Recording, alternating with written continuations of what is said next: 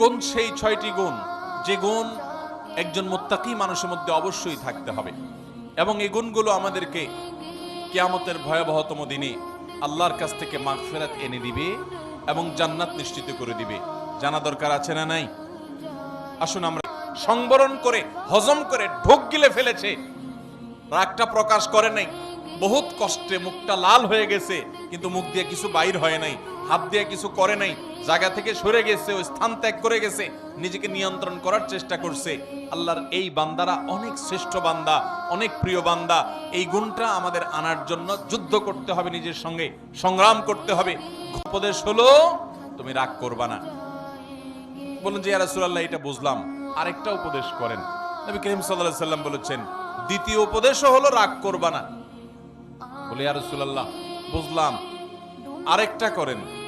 নবী করিম সাল্লাল্লাহু আলাইহি সাল্লাম বলেছেন লা তাগদাব, তৃতীয় উপদেশও তোমার জন্য একটাই, যে রাগ করবা না। এরপর নবী করিম সাল্লাল্লাহু আলাইহি সাল্লাম বলেছেন একবার,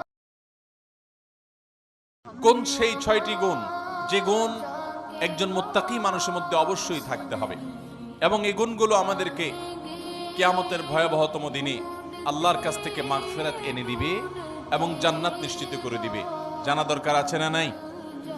আসুন আমরা সেই 6টি গুণের সাথে পরিচিত হই। যদিও মুত্তাকিদের প্রায় 40টিরও বেশি গুণের কথা কোরআনে আল্লাহ তাআলা আলোকপাত করেছেন। নবী করিম সাল্লাল্লাহু আলাইহি সাল্লামের বহু হাদিসে মুত্তাকিদের বহু গুণের কথা আলোকপাত হয়েছে। সেগুলো নিয়ে একটি দীর্ঘ আলোচনায় আমরা চেষ্টা করেছি মুত্তাকিদের কোরআন হাদিসে যতগুলো গুণ বলেছে সে সবগুলোকে একত্র করার। আজকে শুধুমাত্র আমরা সূরা আলে ইমরানের 133 থেকে 36 আয়াতগুলোর মাধ্যমে এখান থেকে মুত্তাকিদের 6টি বিশেষ গুণের কথা উল্লেখ করব। এই গুণগুলো যদি আপনার মধ্যে থাকে তো আল্লাহর শুকর আদায় করবেন, আর যদি না থাকে এই মজলিসে বসে এইখানেই মনে মনে নিয়ত করবেন যে আল্লাহর কোরআনে একটা গুণের কথা বলা আছে অথচ আমার মধ্যে নাই, আমি কেমন মুসলমান। অতএব এই মসজিদ থেকে নিয়ত করবেন, তাহলে এই গুণটা আমাকে অর্জন করতে হবে ইনশাআল্লাহ। আল্লাহ তাআলা আমাদের সবাইকে এই গুণগুলো অর্জন করে যাওয়ার তৌফিক দান করুন। মোহতারাম হাজরিন, আল্লাহ রাব্বুল আলামিন বলেছেন ওয়াসারিউ ইলা মাগফিরাতিন মির রাব্বিকুম ওয়া জান্নাতিন আরদুহা কাআরদিস সামাওয়াতি ওয়াল আরদ। তোমরা আল্লাহর মাগফিরাতের দিকে দৌড়াও, প্রতিযোগিতা করো, অগ্রসর হও এবং জান্নাতের দিকে অগ্রসর হও, যে জান্নাতের প্রস্থ এই নবমণ্ডল এবং ভূমণ্ডল সমূহের যে দূরত্ব আছে, এ দুইয়ের মধ্যে যত পার্থক্য আছে এরকম, সেই জান্নাতের দিকে তোমরা দৌড়াও, প্রতিযোগিতা করো, সেদিকে অগ্রসর হও, মুসারাআ করো। আল্লাহর মাগফিরাত এবং জান্নাতের দিকে তোমরা অগ্রসর হও, সেদিকে অগ্রসর হও, সেদিকে আগাও। যেই জান্নাত আল্লাহ তৈরি করেছেন উইদ্দাত লিল মুত্তাকিন, মুত্তাকিদের জন্য। জান্নাত কাদের জন্য তৈরি হয়েছে ভাই? মুত্তাকিদের জন্য। নামে মাত্র মুসলমান, তাকওয়া তাহারাতের নামগন্ধ নাই, জান্নাত তাদের জন্য তৈরি হয় নাই ভাই। জান্নাত তৈরি হয়েছে আল্লাহর সেসব বান্দাদের জন্য যারা শুধু নামে মুসলমান না, যারা মুসলমানের মধ্যে আফার ক্লাসের মুসলমান, যারা মুত্তাকি। আল্লাহ তাআলা আমাদের সবাইকে মুত্তাকি হওয়ার তৌফিক দান করুন। ভাইরা আমার, মুত্তাকি হওয়ার চেষ্টা করব তো ইনশাআল্লাহ। আসুন মুত্তাকিদের বৈশিষ্ট্য জেনে নেই। কি তাদের বৈশিষ্ট্য? 1 নম্বরের বৈশিষ্ট্য আল্লাহ তাআলা বলছেন আল্লাযীনা ইউনফিকুনা ফিস সাররাই ওয়াদ দাররা।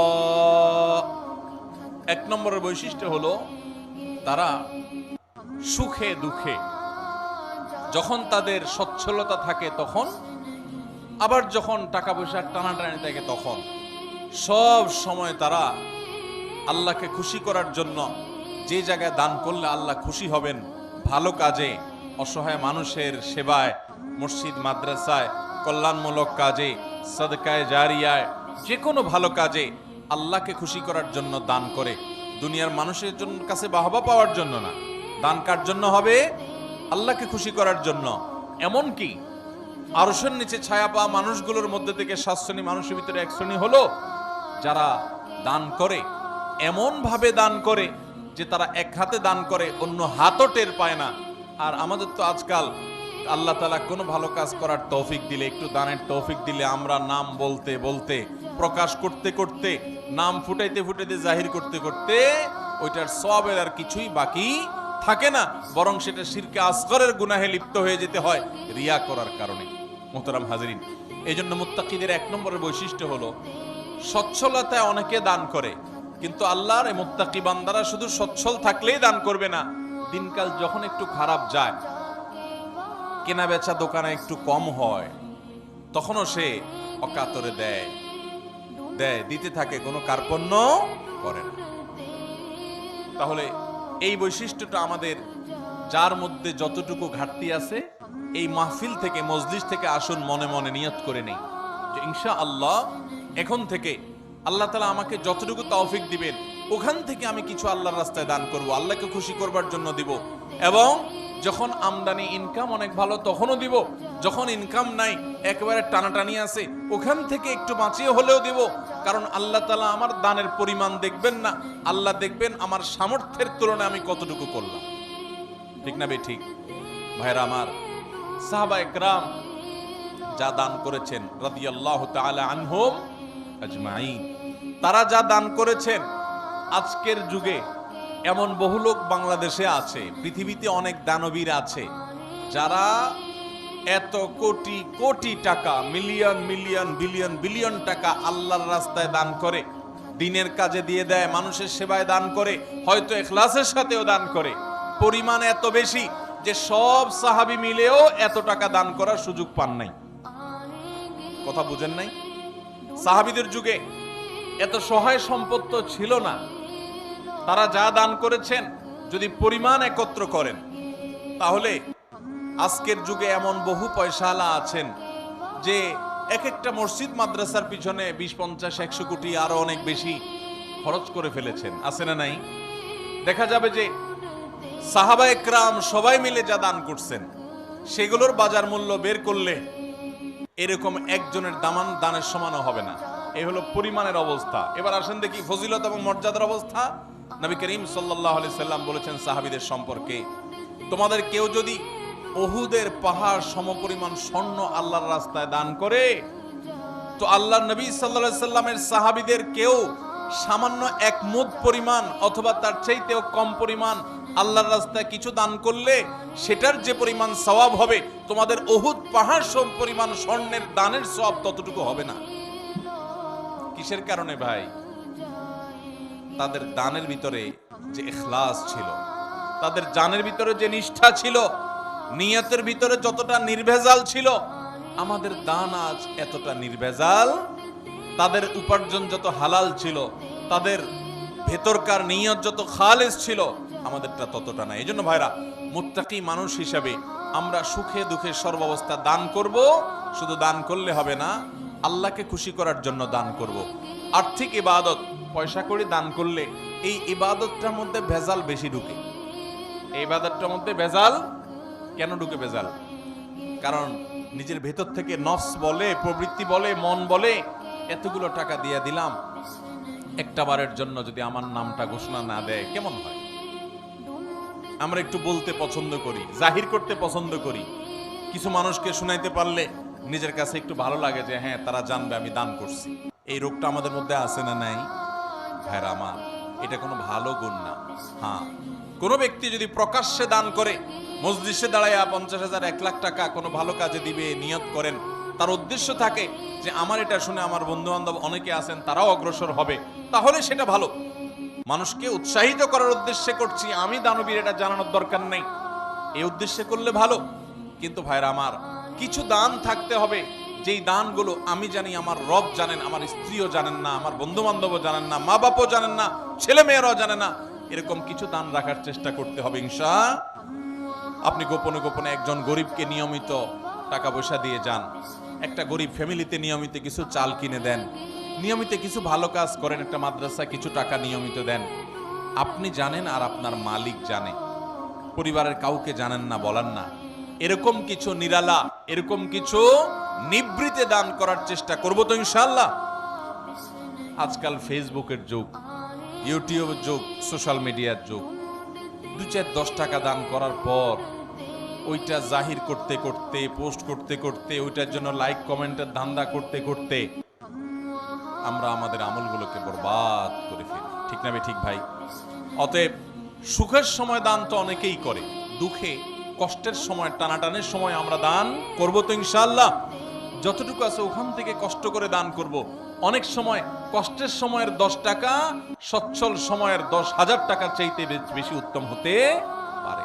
আল্লাহ দেখবেন যে আপনার আছেই 100 টাকা, সেখান থেকে আপনি 10 টাকা দিয়ে দিয়েছেন, আরেকজনের লক্ষ লক্ষ টাকা আছে সেখান থেকে 10,000 দিছে, অতএব ত্যাগের পরিমাণ বেশি।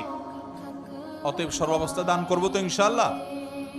ইমানদার এবং মুত্তাকি যাদের জন্য জান্নাত তৈরি করা হয়েছে তাদের দ্বিতীয় বৈশিষ্ট্য হলো ওয়াল কাযিমিনাল গাইজ, যারা তাদের ক্রোধ, গোসা এবং রাগকে সংবরণ করে। বহু মানুষ আছে ভাইরা আমাদের সমাজে, রাগ উঠলে আর মাথা ঠিক থাকে না, আছে না নাই? বরং বেশিরভাগ মানুষই আমরা এই রোগের রোগী। কি বলেন? রাগ উঠলে মাথা ঠিক থাকে না। জান্নাত যাদের হবে, যারা জান্নাতের মালিক হবে, যারা আল্লাহর পক্ষ থেকে মাগফিরাতকে পুরস্কার হিসাবে পাবে, ক্ষমা লাভের তৌফিক হবে যাদের, এই মানুষগুলোর দ্বিতীয় বৈশিষ্ট্য, মুত্তাকিদের বৈশিষ্ট্য আল্লাহ বলেছেন ওয়াল কাযিমিনাল গাইজ, তারা রাগ ক্রোধকে কি করবে? নিয়ন্ত্রণ করবে, সংবরণ করবে, আটকে ধরে রাখবে। একটা জায়গায় মারাত্মক মেজাজ গরম হয়েছে কারোর উল্টাপাল্টা কথার কারণে, এমন রাগ উঠছে, এখন মনে চাচ্ছে যে ধরে কয়েকটা লাগাই দেই, উথাম থাম মারি, দু চারটা মুখ খারাপ করে বলে ফেলি, একটু ভাঙচুর করি, চিল্লাচিল্লি করি, করার সুযোগও আছে। কিন্তু ওই যে জান্নাত পাওয়ার আশায়, আল্লাহর কাছে প্রিয় বান্দা হওয়ার আশায়, আল্লাহর কাছ থেকে কিয়ামতের ময়দানে ক্ষমা লাভের আশায় সে নিজের রাগটাকে নিয়ন্ত্রণ করে, সংবরণ করে, হজম করে ঢোক গিলে ফেলেছে, রাগটা প্রকাশ করে নাই। বহুত কষ্টে মুখটা লাল হয়ে গেছে, কিন্তু মুখ দিয়ে কিছু বাইর হয় নাই, হাত দিয়ে কিছু করে নাই, জায়গা থেকে সরে গেছে, ওই স্থান ত্যাগ করে গেছে, নিজেকে নিয়ন্ত্রণ করার চেষ্টা করছে। আল্লাহর এই বান্দারা অনেক শ্রেষ্ঠ বান্দা, অনেক প্রিয় বান্দা। এই গুণটা আমাদের আনার জন্য যুদ্ধ করতে হবে, নিজের সঙ্গে সংগ্রাম করতে হবে। ঘরে ঘরে আজ অশান্তি, সমাজে সমাজে আজ অশান্তি, পরিবারে পরিবারে আজ অশান্তি। এই দোষটার কারণে, এই ত্রুটির কারণে। স্বামীর কথা স্ত্রী সহ্য করে না, স্ত্রীর কথা স্বামী সহ্য করে না, বাপ মার কথা ছেলে মেয়ের সহ্য হয় না, ছেলে মেয়ের কথা বাপ মার সহ্য হয় না, ভাইয়ের কথা ভাইয়ের সহ্য হয় না, কাস্টমারের কথা দোকান মালিকের সহ্য হয় না, মালিকের কথা শ্রমিকের সহ্য হয় না, একজনেরটা আরেকজনের সহ্য হয় না, আর লেগে যায় গন্ডগোল। দুনিয়াতেও ক্ষতিগ্রস্ত হয়, লজ্জিত হয়, লাঞ্ছিত হয়, ছোট হয়, আখিরাতে তার ধ্বংস হয়ে যায়। ঠিক না ভাই? ঠিক। এক সাহাবী এসে বলছেন, ইয়া রাসূলুল্লাহ আউসিনি, আমাকে আপনি একটু উপদেশ দেন। নবী করিম সাল্লাল্লাহু আলাইহি ওয়াসাল্লাম বলেছেন লা তাগদাব, তোমার জন্য উপদেশ হলো তুমি রাগ করবা না। বলেন যে ইয়া রাসূলুল্লাহ এটা বুঝলাম, আরেকটা উপদেশ করেন। নবী করিম সাল্লাল্লাহু আলাইহি ওয়াসাল্লাম বলেছেন দ্বিতীয় উপদেশও হলো রাগ করবা না। বলে ইয়া রাসূলুল্লাহ বুঝলাম, আরেকটা করেন। নবী করিম সাল্লাল্লাহু আলাইহি ওয়াসাল্লাম বলেছেন লা তাগদাব, তৃতীয় উপদেশও তোমার জন্য একটাই, যে রাগ করবা না। এরপর নবী করিম সাল্লাল্লাহু আলাইহি ওয়াসাল্লাম বলেছেন একবার লা তাগদাব ওয়ালাকাল জান্নাহ, রাগ করবা না, জান্নাত তোমার হবে। রাগ করবা না, জান্নাত তোমার হবে। বদরাগী বদমেজাজি ভাইরা বোনেরা আমার, নিজেকে নিয়ন্ত্রণ করার চেষ্টা করব তো ইনশাআল্লাহ। মনে রাখবেন, রাগ আসলো আর ছেড়ে দিলেন যেখানে সেখানে,